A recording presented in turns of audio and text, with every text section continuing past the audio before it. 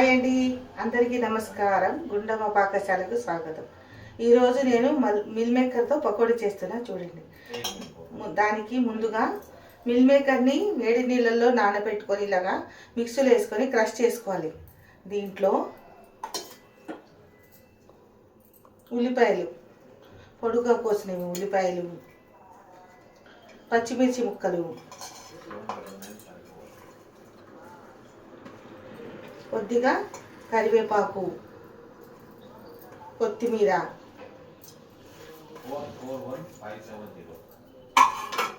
నేను మా ఇంట్లో పచ్చి బఠానీలు ఉన్నాయి, కొద్దిగా పచ్చి బఠానీని కూడా ఇలాగ క్రష్ చేసుకున్నాను, మిక్సీకి వేసుకున్నాను. ఇలాగా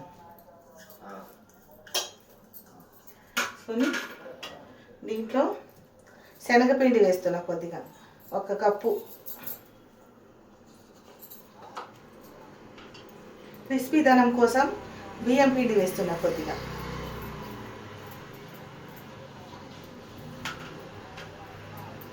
ఉప్పు, రుచికి సరిపడా ఉప్పు,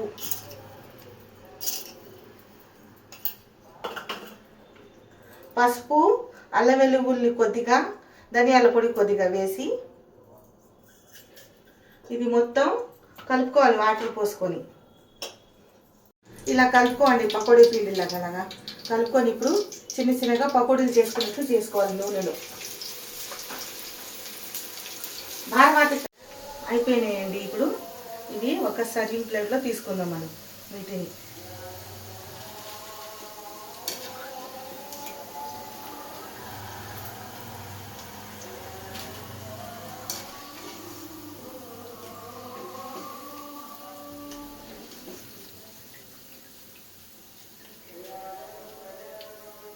ఎంతో రుచికరమైన meal maker matar pakodi ready అండి స్నాక్లోకి.